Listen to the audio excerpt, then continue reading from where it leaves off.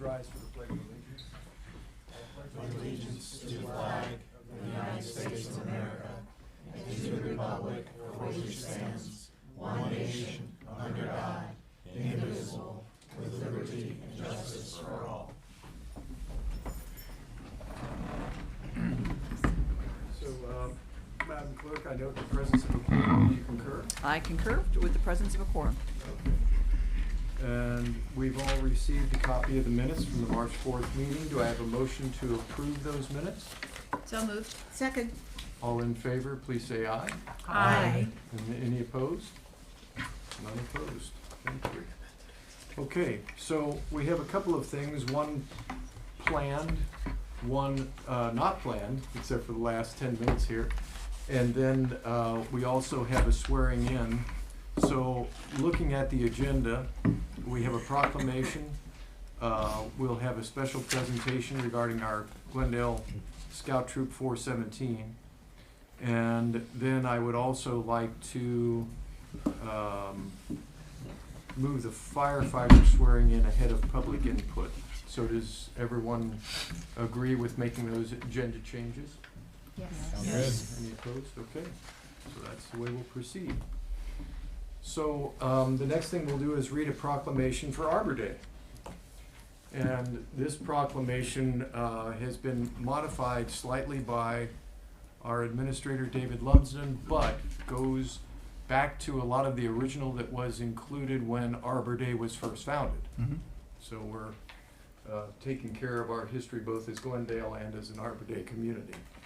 So this proclamation designating April 26, 2024 as Arbor Day in the village of Glendale.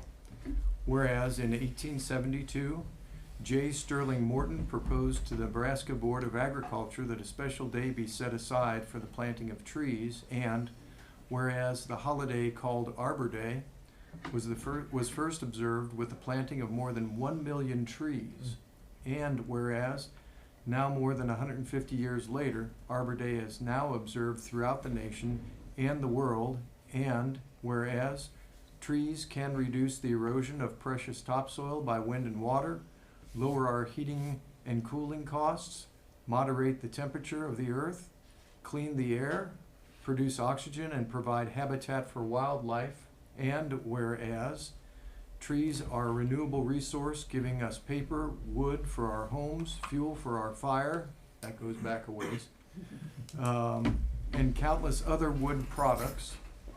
And whereas trees in our village increase property values, enhance our economic vitality of business areas, and beautify our village. And whereas trees, wherever they are planted, are a source of joy and spiritual renewal. Now therefore be it proclaimed that the mayor and the council of the village of Glendale, Ohio does hereby designate April 26, 2024 to be Arbor Day in the village of Glendale, Ohio. And be it further proclaimed that the mayor and the council of the village of Glendale, Ohio urge all citizens to support efforts to protect and nurture our trees and urban forests, not just for the beauty they provide, but for the benefits they give our residents and our community.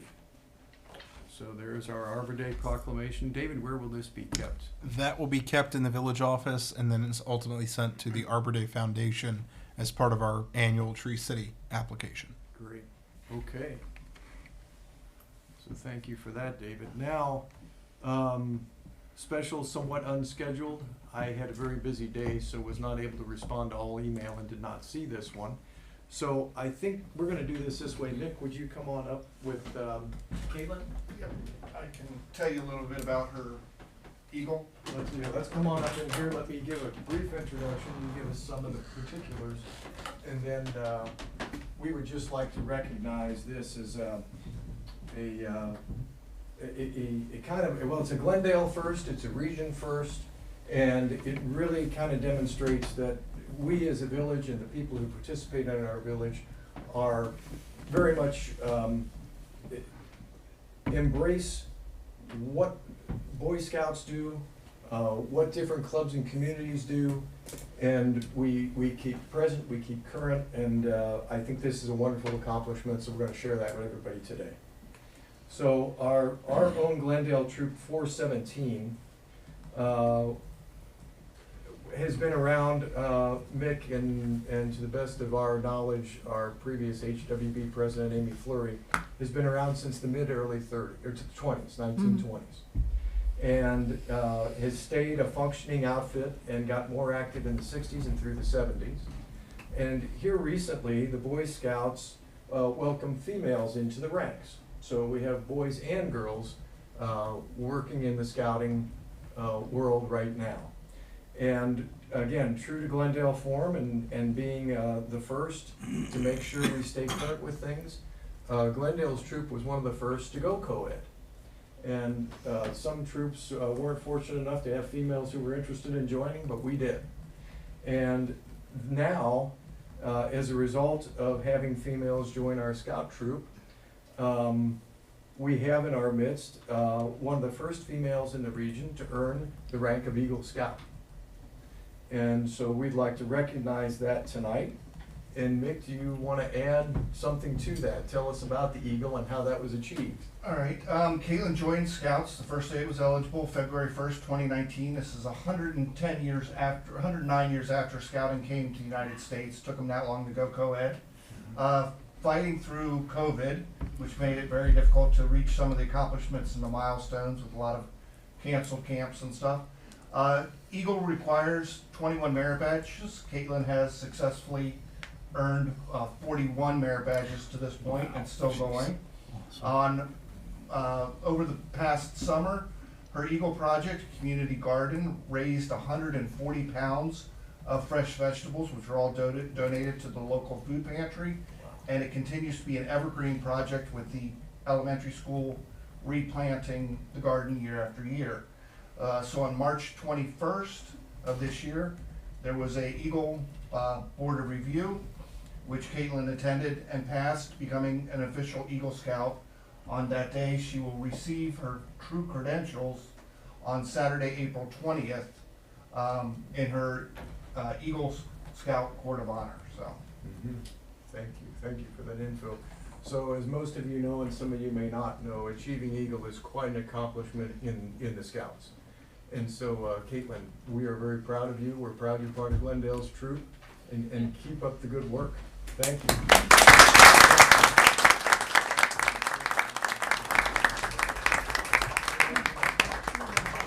Great job. Congratulations. Well done. Great job. Thanks again. Amazing job. Thanks again. Thank you.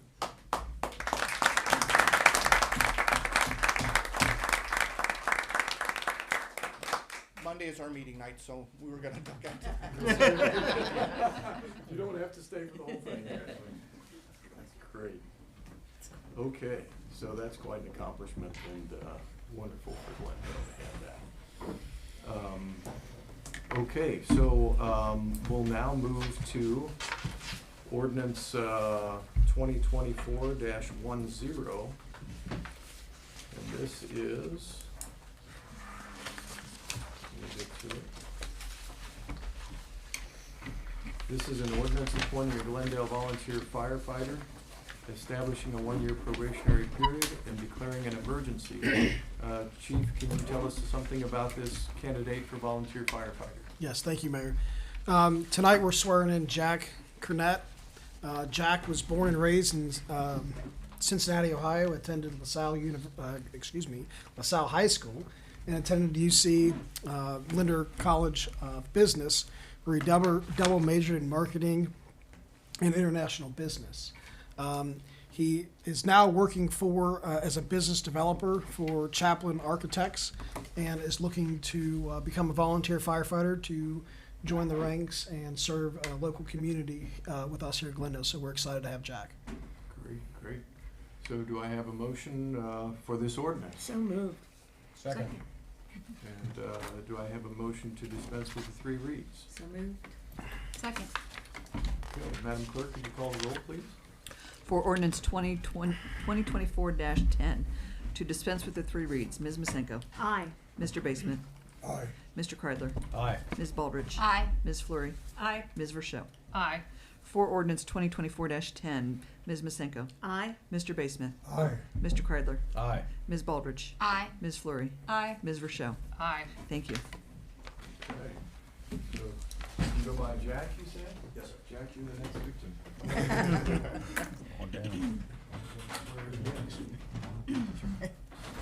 So, how about stand right here, facing me, perfect, raise your right hand, and repeat after me.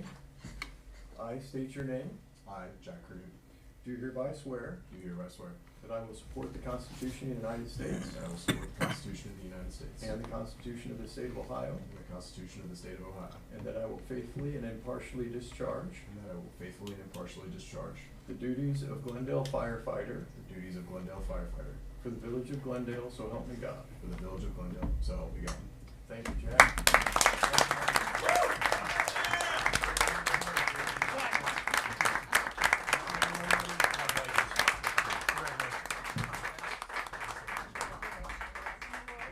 Thank you so much. Thank you.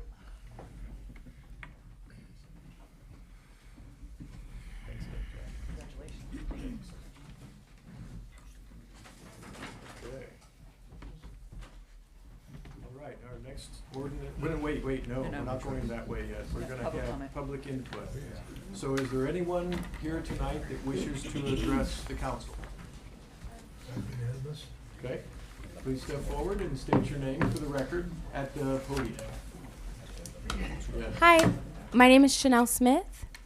I'm currently opening a coffee shop here in Glendale on 15 West Sharon Road, and I have some signage here that I guess needs to be presented to you all Okay. for approval. I don't know if this is the correct place to do that, Oh, but You missed it by about an hour and a half. Oh, no. So the signage has to go before the planning commission, okay. and they will meet again on the first Monday in May. The right? 6th of May. May 6th? May 6th. the Did 6th. you send me an email? I sent you an email okay. as well, yeah. Yes, I will respond to it in the morning. Okay, perfect. And we'll get you everything that you need to be on that May 6th agenda. Okay, great. Okay. Thanks so It- much. It needs to be in at least, what, a week before that meeting? Yes. Okay. Alrighty, good to All know. right. Thank you. When are you opening? I was planning in May, but we'll see if I can get my signage. What's gonna happen with that? But you know, Because we'll the next meeting is May. May 6th. May 6th. May Yeah. 6th. So I was planning for mid to late May. Okay. Was the goal? Okay. Thank you. Great, fantastic. Thank you, good luck. Okay, is there anyone else that wishes to address council? Yes. Okay.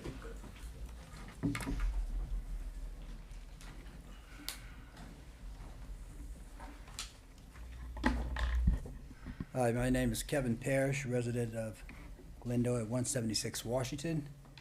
Wanted to address council on the project that was done over on Oak Street. I guess those were retention ponds or whatever you guys have put over there. For months, I've asked you guys, when you were discussing this project, if you had had dialogue with the village of Woodlawn, and I never got a clear answer on that. You guys seem to have already went on with that project, and when I talked to Woodlawn, they were surprised that they had no knowledge that you guys were developing land that you own, but it's in the village of Woodlawn municipality. They were completely in the dark, so to the village solicitor, we have questions of legality of who issued a permit to give construction permission to start that project in that area. Just for confirmation, I checked with the Cincinnati Metropolitan Sewer District because there is a sewer there. And they do govern the village of Woodlawn, even though our arrogance doesn't allow them to give us a suggestion on trying to straighten out our water problems. The division line of village of Glendale and the village of Woodlawn comes down the middle of Oak Street. it splits. When you're heading south from Glendale, when you get to the middle of Oak, our boundary ends and Woodlawn begins. Going south toward Glendale, Milford, that land is the village of Woodlawn. It's amazing that you guys did not research that before you started any construction on that land. And it just irks me that our arrogance and ignorance gets deeper when it comes to village business. When I talk to Cincinnati Metropolitan Sewer District, they will have someone out here to see that. Because, you know, unlike us, they do keep records of what's happening with the maintenance and improvements or anything that they do with the sewers, so that they have a record of updates and repairs. I'm still waiting to get any updates and repairs on our sewer line, because when Parish versus Village of Glendale went to court in 2022, we could find no maintenance records for our sewer records for 40 years. So my second question is this: the certificate of certification for our sewer lines and the lines that run up under the ground from around 1920 only had a 50-year certification. So after that 50 years, you have a question of insurability. And now that they're 70 years overdue for being replaced, what kind of insurances do we have as a village? As a resident, I ask this because every time somebody has a backup, it's their fault instead of the Village of Glendale. We have constant backups of sewers in houses all over the village. And we have a system that is like a car. When you get to 100,000 miles, you know, that's where the warranty ends. We've been over that. We're 70 years over where this sewer line that we and all residents are connected to is what? So. You have is about a that- minute. I don't worry about that. That's more important than what I'm saying. You know, you guys, better get with it. You better get with it. We have a serious, dangerous health and safety problem here, and we have a bigger arrogance problem. My question, for the record, who issued the permit to start the work on Oak Street for the retention?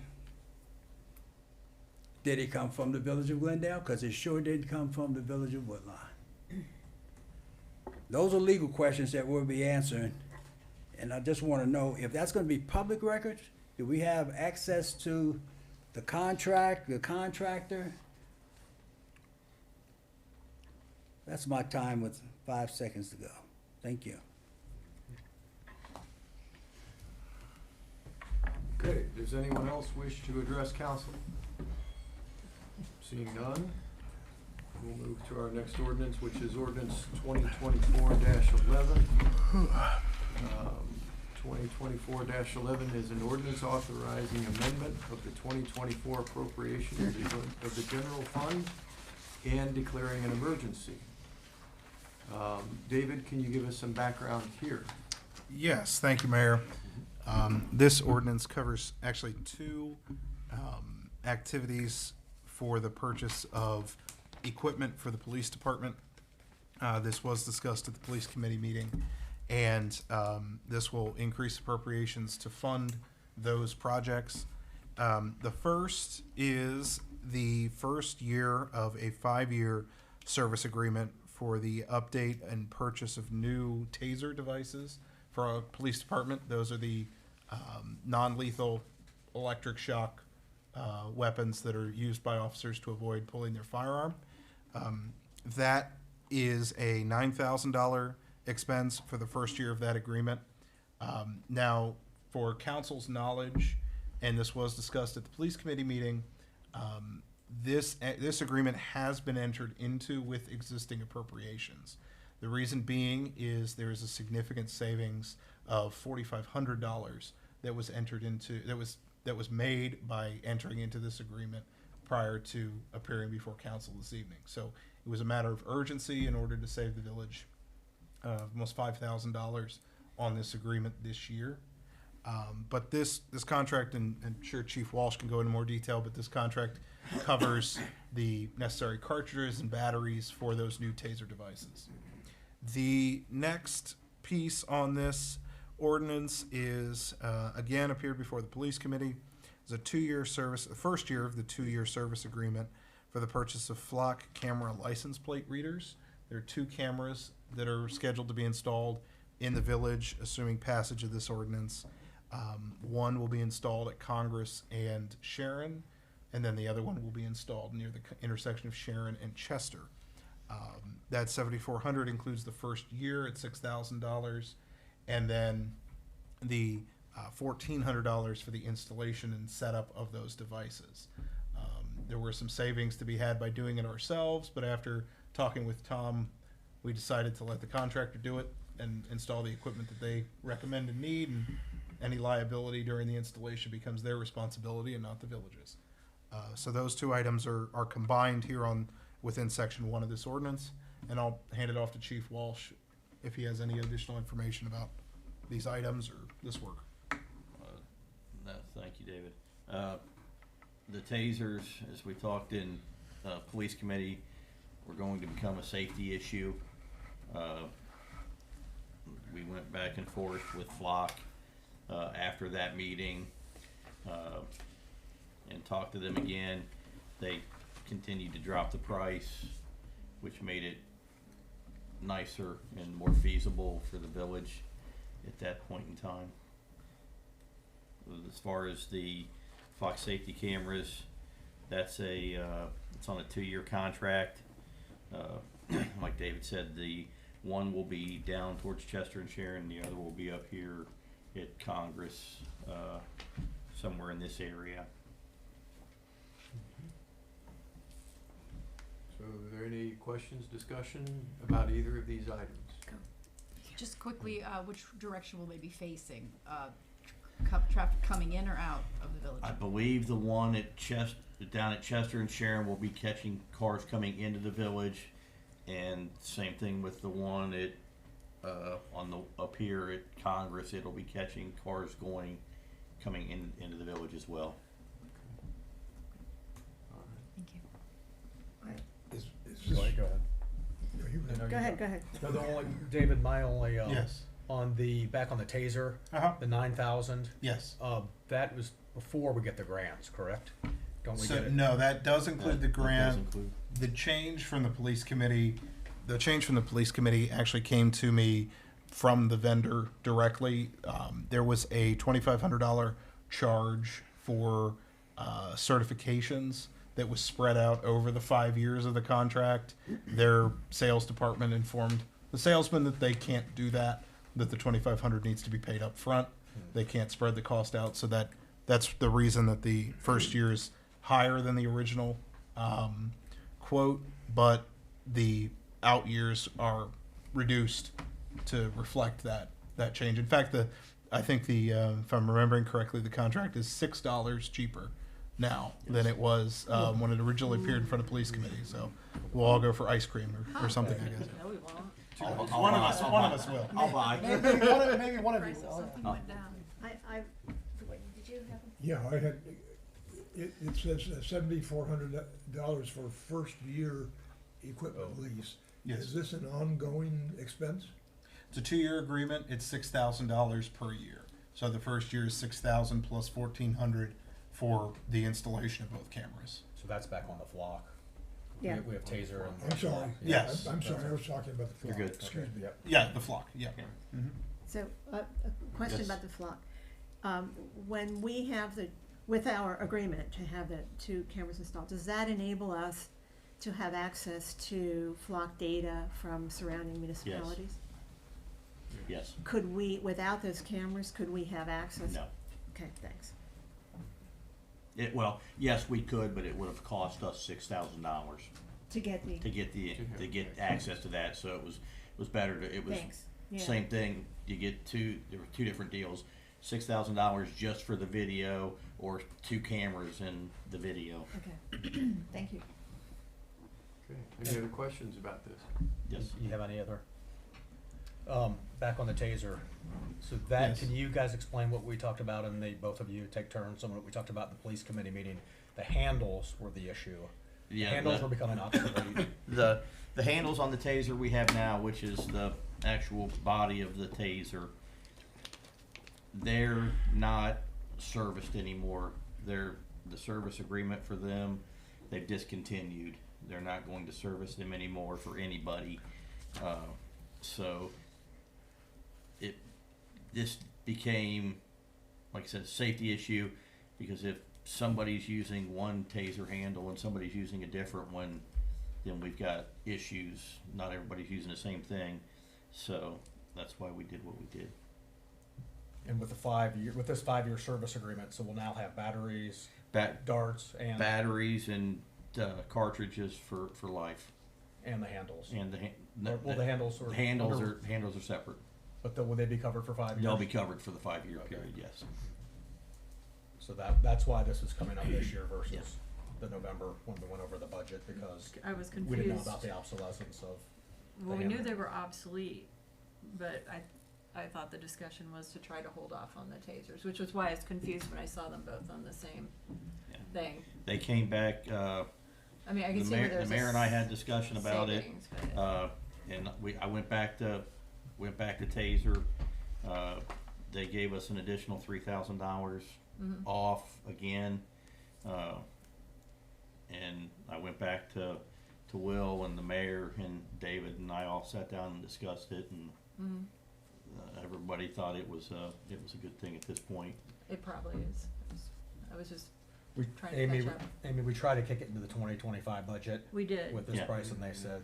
Okay. Yeah. They wouldn't let All us right. keep the price. All right. I thought I was losing my mind. No, you're right. They could not. That was the hope.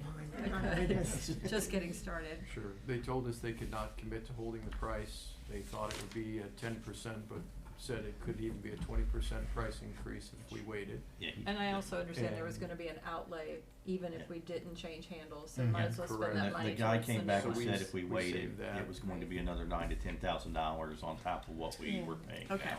But I'm then good. they came back and said, but what they could do was offer us $3,000 reduction on the overall so they couldn't commit to hold the price, but they could give us $3,000 today if we went forward.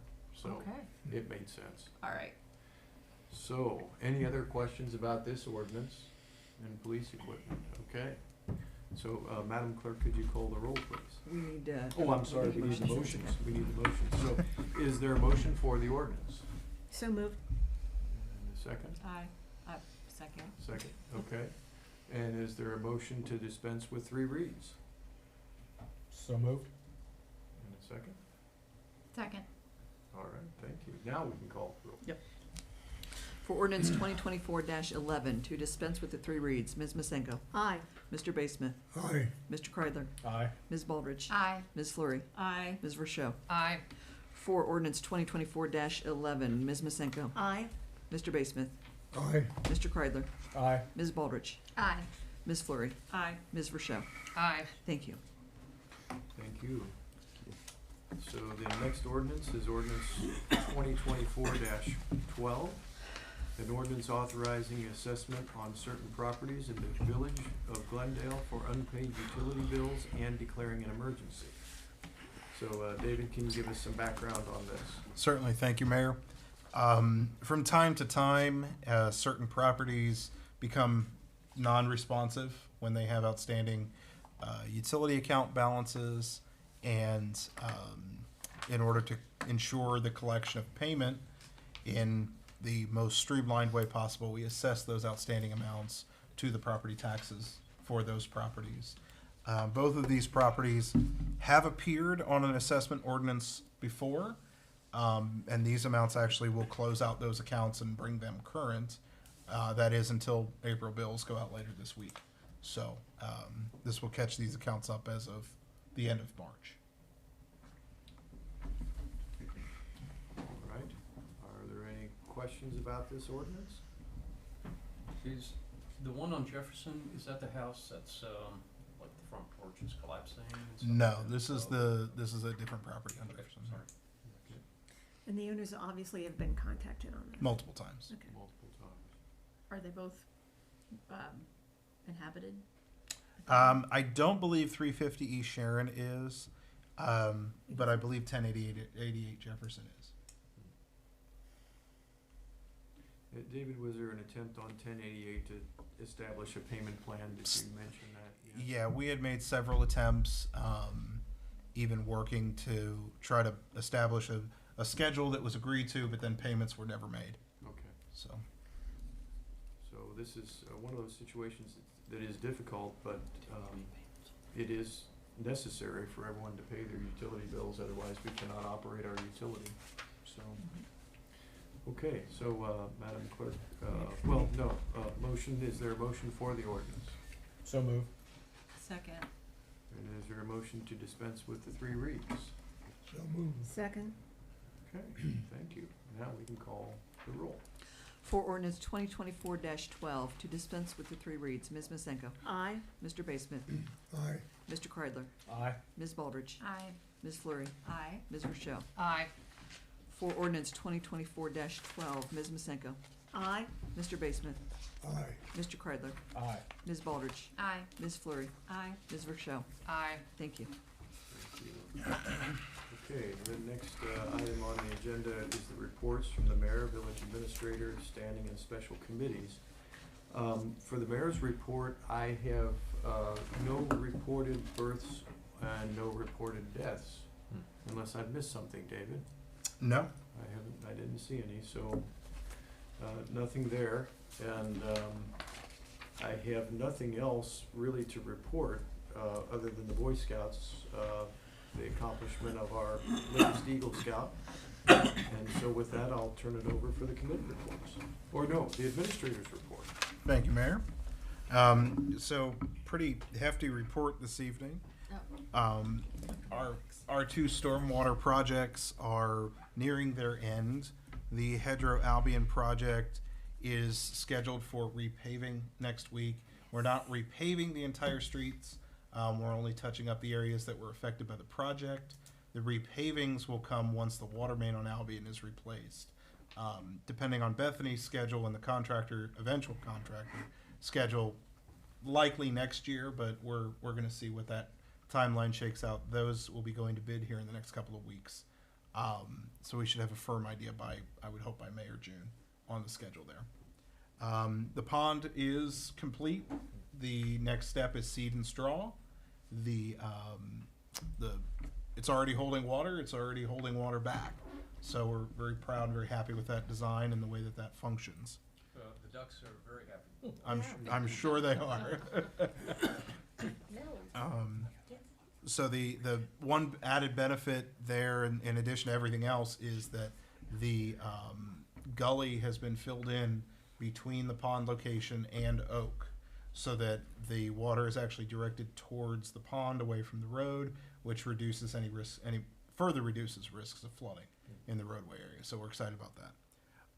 The Rumpke bid or rather the solid waste and recycling, we currently are with Rumpke, but the solid waste and recycling collection bid comes due on Friday this week.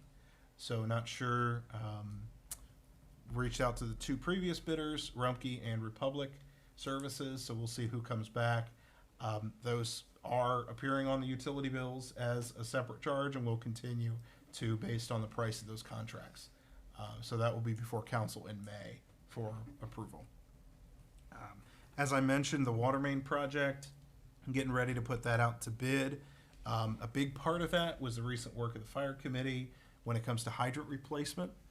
We'd outlined about $250,000 in hydrant work, including $200,000 in the replacement of what are known as bourbon hydrants, the small 2-pronged fire hydrants in the village.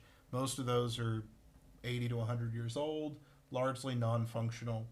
I'm currently working with our utility engineer to see if those could be potentially included in the water main replacement project to not only secure a lower price for the village, but also potentially build it into the loan for those water main projects, which would then spread that cost out over the next 30 years. So it could be a double victory if the timing and scheduling works out there. So that will appear, like I said, hopefully in May or June before council. So I know the fire committee worked really hard on that, and we had a good agreement when we left that meeting. That is still in process, so we'll be getting to that this year. And finally, I'm excited to announce that 3 village staff members are participating in different training programs in the region. Spencer in our office is participating in the Center for Local Government Leadership Academy. It's organized by the Center for Local Government, which is a consortium of local governments that idea share, information clearinghouse, that kind of thing. They run an annual program to expose people to the different kind of angles and facets of local government. In addition, Ross and Marcus from our Public Works and Utility departments are participating in Xavier University's Public Sector Leadership Certificate program, which teaches management and leadership and those sorts of skills that are going to be necessary for them as they hopefully move up in the ranks of the village or other places, hopefully the village, here soon. So that is my report, unless there are questions. Very good report. Thank you, David. Okay, we'll now call the committee report. Okay, Finance Committee, please. Finance did not meet in March, but we are scheduled to meet April 16th. And committee members, just shoot me an email if you have anything that you want to add to the agenda. Thank you, Becky. Thank you. Fire Committee, please. Fire Committee met twice during March, the 12th and the 25th. The minutes of both meetings are online, and the agenda for both of those meetings primarily was to talk about the repair, refurbishment, and replacement of the water mains. So, or sorry, not water mains, but the hydrants, fire hydrants. And the fire department is taking the lead on this. Just want everyone to know that in partnership with the utility department. So this is going to be a pretty neat project for the village, I think. But thank you, David, for stepping in on that, especially on that interesting approach to financing this. And I think that's pretty much it. Yes. And I will turn it over to Chief Lehrman for, he's got some good news. Yes, thank you. So I have a couple things to report on this evening. First, just so everyone is aware, Adam Eigel has resigned. He gave us a 3-week notice. Yesterday was his last day on the department, so it was a bit unexpected. So we're in a transition phase. So the main reason I mentioned that is Adam was the one that pretty much populated and ran and distributed all the monthly reports and run data. So we are still learning that process with the new system. That was his one of his sole responsibilities. So just please bear with us for the next few weeks as we learn how to pull that data, populate that data, and get that to you in a timely fashion. So just be aware that it might be delayed on that. This month was a pretty busy month for the fire department as far as training. March is a pretty humbling month as a firefighter. I don't know if you've been following our Facebook pages, but we've been sharing some line of duty deaths that have happened in the region, specifically in the month of March. So our main area of concentration for the month of March was firefighter survival and reviewing and training on the incidences that led up to the ultimate unfortunate deaths of these firefighters. This month, so we spent a lot of time practicing that because, like I said, it's a real humbling month, if you will, for firefighter deaths. So we've been practicing hard. 2 more things. Keeping up with Women's History Month was in March. For the first time that I've been on the department, we had a fully staffed female fire engine that responded mutual aid for a structure fire, and they were put to work right away and did a fantastic job. So like I said, the first time in 12 or 15 years, I didn't know they were all on shift, and I heard them on the radio, and they got off, they were given an assignment and went right to work and did a really good job. And Is the it incident, possible that that's the first time in the history of the department? it's possible, yes. Yeah, I was trying to think of when the last time we had a female driver and a female approved OIC or officer, and I can't recall. So Fabulous. I don't want to say ever, because I don't want to, potentially upset someone that may have, or, a group of females, but from my knowledge, from my recollection, is the only time that that's ever happened. So they did a great job, so I just wanted to recognize those ladies. And then today, we received an announcement from Ohio Bureau of Workers of Compensation for a grant that we applied for the amount of $15,000 for firefighter turnout gear. We are awarded that grant today. So that is also going to help with the much-needed replacement turnout gear. It is a 5-to-1 match, so we'll owe 1/5 of that. So I just got that this afternoon, so I apologize, David, I didn't get it to you sooner, but tomorrow morning and this evening, you'll have all that information on that. So I want to say roughly $1,200 to $1,500, and we can pull that out of our budget that we have, no problem. Okay. That's all I have. Thank you very much. Any questions? Okay, thank you. Thank you. Laws and claims, please. Laws and claims did not meet in March. We are meeting tomorrow afternoon and to discuss rules of council. That's it. Thank you. Parks and Recreation, please. Excitement is brewing as a new Summit Park playground is being installed. Hopefully we can have a sort of a grand opening celebration, ribbon cutting in a couple of weeks once we get a clearer idea of when they'll be finished. I believe it's about another 2 weeks or so. So that's very exciting. But we did not meet this month. Could we have some new signage for directing, like? I believe that's in the works. There's been discussion about replacing the, hey, look, there's a playground sign. And I was hoping to delay it until there's a playground we wanted to advertise personally, but that wasn't my call. It looks beat up, you know, a little bent sign here and there is like not very attractive. Right. Just my observation. Yes. Yeah. Police Committee, please. Police did meet on March 14th, and basically everything we already discussed and voted on between tasers and the flash cameras. And I don't think we need to meet this month unless, let me know if we do, but We're good. Here's the chief. I think everything I've got we've discussed except for it's that time of year again when all the scam artists are coming out. So lock your doors and windows and everything else in your house. But the big thing right now is everybody around us has been hit with car thefts but us. Springdale and Sharonville are getting crushed. So make sure you're locking your vehicles and everything. We're going to put something out on it to let people know.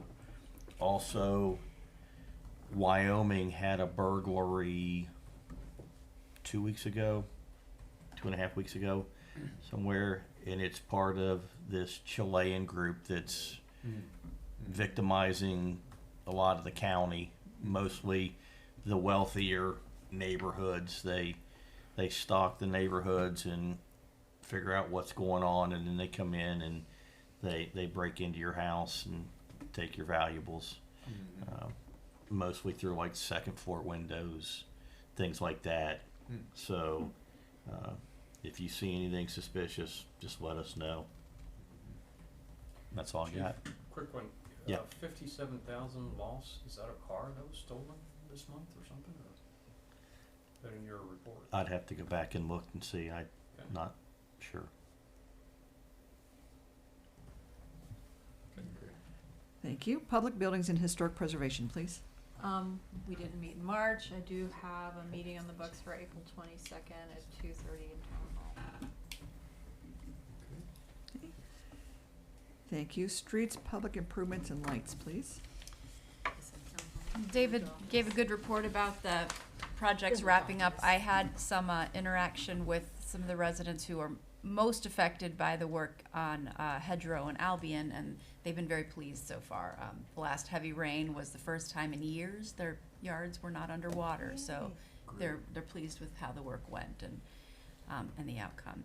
Could we have a a brief comment about what Mr. Parrish said about the land being in Woodlawn with the pond? I'm fairly certain we left no stone unturned and planning and preparing that project. We did. In addition to the village's engineer being involved in the process, over 2 years as far as the design, including the location of any underground utilities. MSD further does not have any jurisdiction over stormwater infrastructure. It's Hamilton County Stormwater District and the Ohio EPA, which we did obtain a permit through. We contacted the Village of Woodlawn, received effectively have fun, good luck. There was no permit process. I'm not sure. I know they've had some changes in leadership, so I don't know if they have any change of heart there, maybe. I don't know. But it is zoned open space. It is owned by the village. You know, our work is appropriate for that zoning district within the Village of Woodlawn. And so I'm not sure about those comments. I would thank you for introducing this because I would like to address, there is an interesting piece of trivia that Mr. Parrish brought up this evening about the insurability of underground utilities like water and sewer. The village's insurance policy specifically excludes underground utilities like water and sewer because there is no true way to assess their condition to assign a valuation. So when he talks about our sewer lines are not insured, I guess I could say I suppose he's correct, but not in the way that I believe he thinks that it's meaningful. But to his comments, no, the pond project was very thoroughly investigated, very thoroughly researched, and very purposefully designed. And along with Hedgerow and Albion, I'm glad to hear that that system's working like we intended. Great.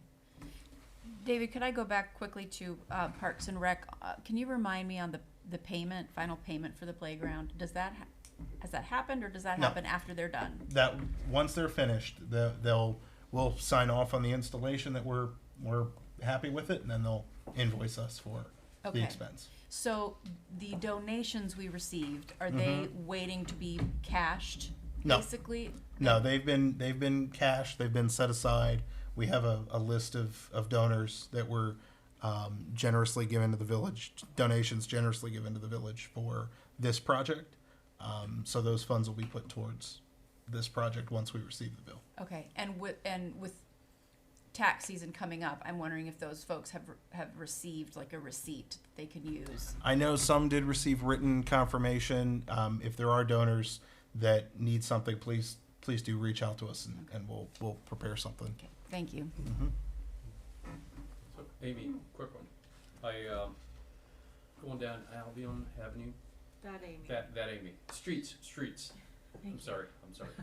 So streets, noted that, to David, that we had replaced all the gas lights with double mantles, which look fantastic. But unfortunately, one of them is already out and one of them's already damaged. So I didn't know if there was a long-term plan on how we're gonna be doing gas lights and just. I'll defer to answer David. that. There's So some Duke discussion. Energy replaced all of the gas lights in their area of their gas main replacement on the east side of the tracks last year. That includes the installation of the double mantles, the new plumbing internally. The Public Works Department goes around on a weekly basis and relights lights that are out. Now, if a light is damaged, a vehicle, lawnmower, whatever the case may be that hits it, we get parts as soon as we can to make those repairs. Part of our capital planning for this year going forward is the replacement of the old style single mantle lights with something more like what's been installed on Albion. But I know that from time to time I get emails from residents about specific lights that are out, and in all honesty, they're relit and then they're out again, and it seems like they were never relit in the first place. They are very temperamental and very sensitive. So I know Tom works very hard to keep all of the gas lights lit and keep them lit on a regular basis. And I seem to recall we were trying to make contact with a company that essentially to outsource the maintenance, but I don't know what happened. We had reached out to Cincinnati Gas Light a couple of times, and have not heard back from them yet. We're going to renew those efforts now that we're into the spring and keep on that to get a better idea of pricing for whole light replacements, but also a maintenance agreement for those lights. Thanks. Excuse me. While we're on the topic of street lights, it's been mentioned several times that there used to be a gas light at the corner of North Lake and Congress Avenue that's no longer there. What is there now is the pipe, I guess, the gas line pipe is still sticking up. Is that going to be replaced? Is it going to be? I would have to check the list to see where that specific one is. I know there is a list of replacements. It's likely on it. But I don't know the details of that light off the top of my head.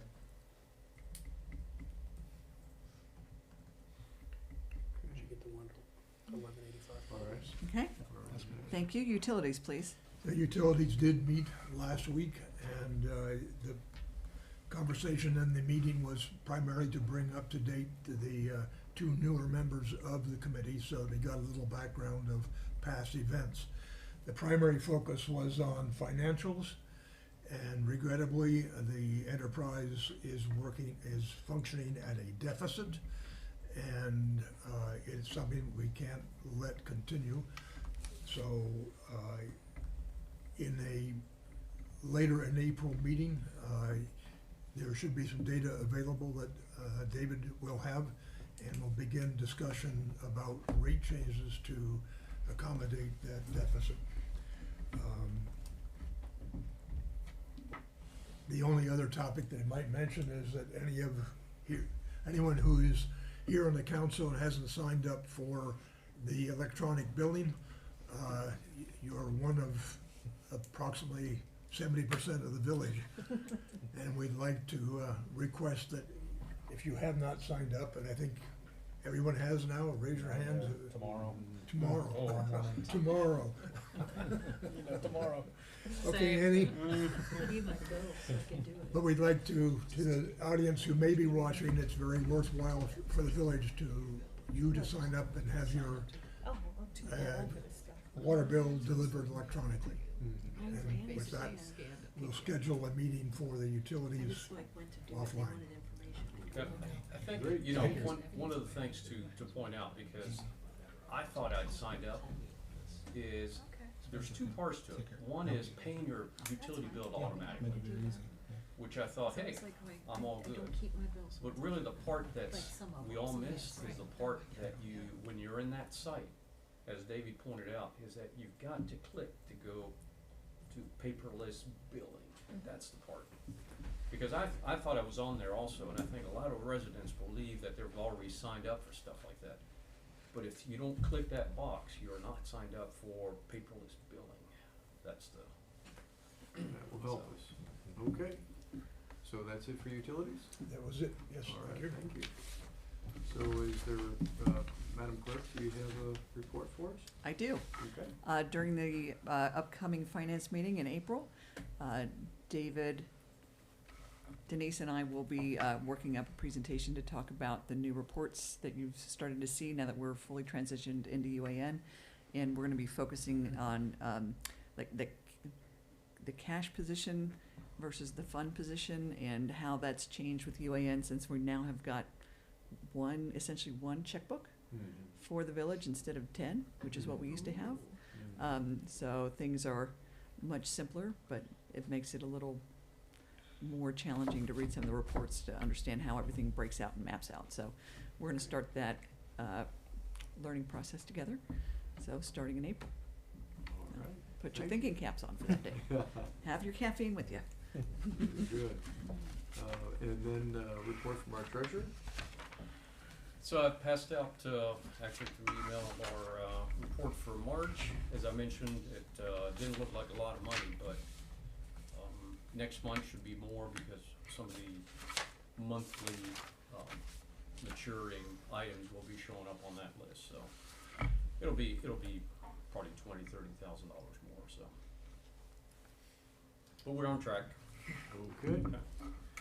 And David, tell me again, financial reports. We received February. Yes. And of course, we don't have March yet. Correct. Since it's April 1. We just got the bank statements. We just got the statement.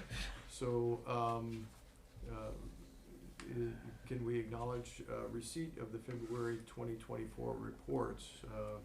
Everyone who received those, please say aye. Aye. Did anyone not receive those reports?